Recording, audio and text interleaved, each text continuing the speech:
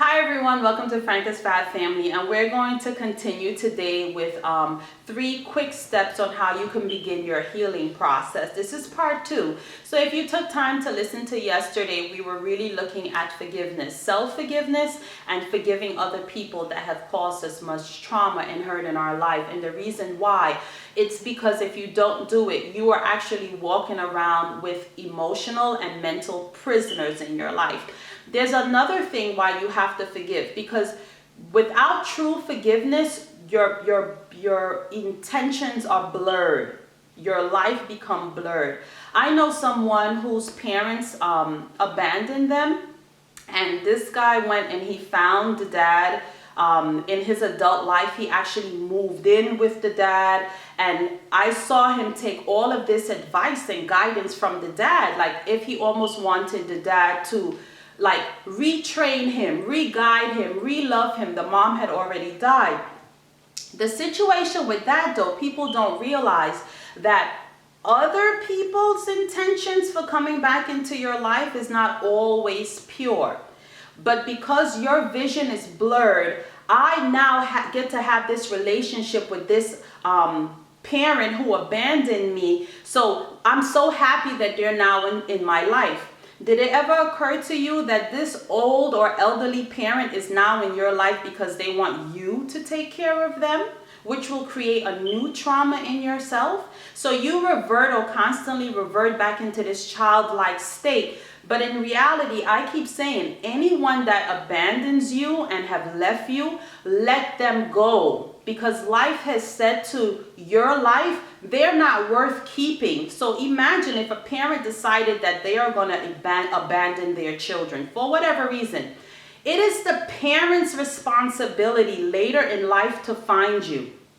You might want to find your parents to see what they look like. I know in my case, I found my dad in England. You might decide, I want to find my parent. I want to see what I look like. I want to see where I came from. But it's so important to forgive yourself for the need of wanting that parental love to the degree in adult life.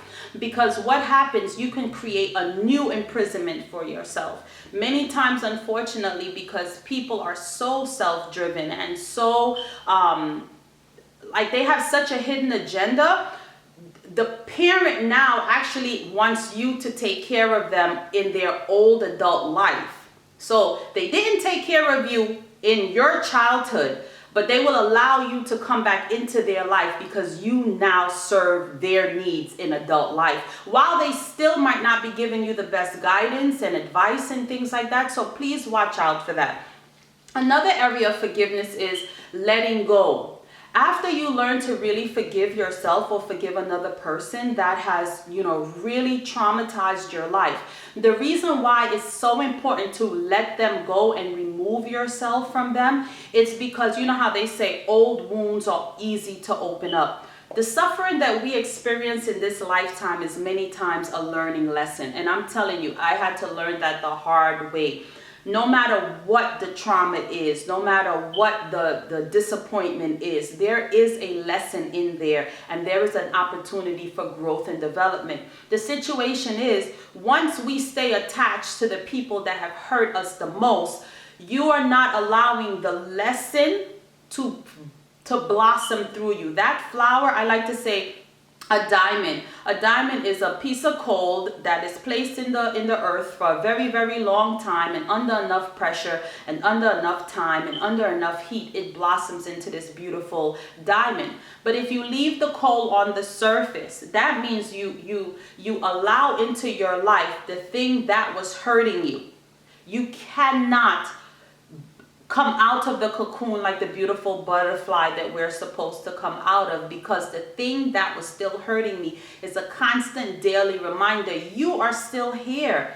In adult life, we must take the responsibility of living.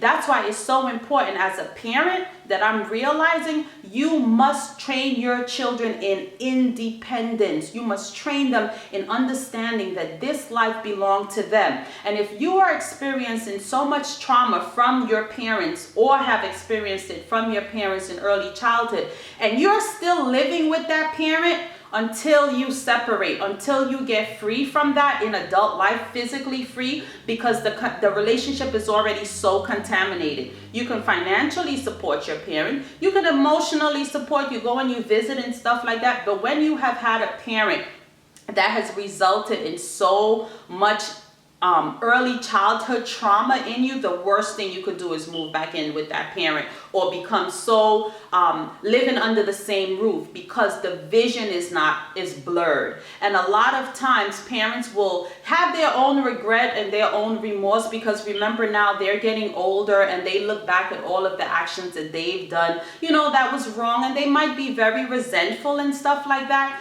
But because that situation was supposed to birth something out of you, when you go back and attach yourself to that situation, it stunts your growth emotionally and many times spiritually. So we have to learn to remove ourselves. Once a person has done us, it's not unforgivable, but the level of trauma was so much to the soul, so much for many, many years, that once you attach yourself back to the person, all you do is create new wounds. You create new situations within yourself, and you really haven't forgive. You're hoping that the person can redeem themselves from the childhood abuse that they have given you, and many times it's actually not even worth the time, to be honest. Every adult has a responsibility to play. The same, I'm saying to forgive another person or forgive yourself, but the other person has the responsibility to do that for themselves as well. They have that responsibility. You can't force them, you can't make them do it, but until they have fully healed from their wrong behaviors. And a lot of people just like to come and stick around. They know they did you wrong. They know they have done you wrong. So their way in compensating for it is just like, well, let that go. We still friends. No, not in this lifetime.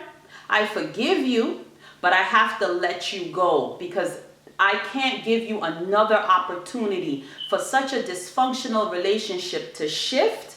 And then we go into new traumas. The level of healing that both parties will have to take to function so successfully in this new or future situation, it will be evident. I mean, it will be so evident, because it will be a place of enlightenment on both parties. And if both parties are not sharing that space of enlightenment, it's best to let some people go. You can't keep friends, or you can,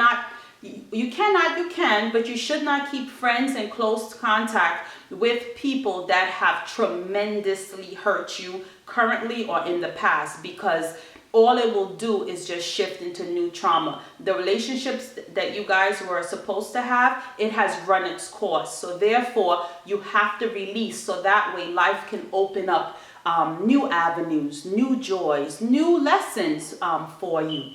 One quick thing, remember, I'm always talking about self-healing and self-care and self-compassion. So forgiveness definitely is one of them, for yourself and for the other person, as well as letting the other person go, creating space so your mind can clearly think and you can make the proper directions that you want to go in your life. But one of the easiest way to begin a healing process is through water therapy. Water therapy, I mean taking a long bath, taking a long shower. We all know in the idea of baptism is like you bury the old way and you come up new in baptism.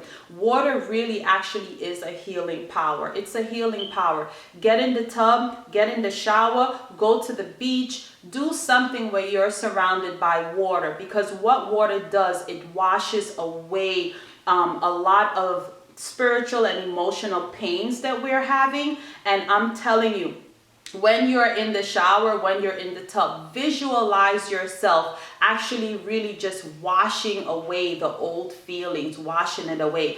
The beautiful thing about going through a process of healing, each time you participate in any one of these, and many, many more, there are many, many more processes to healing. I will share some more.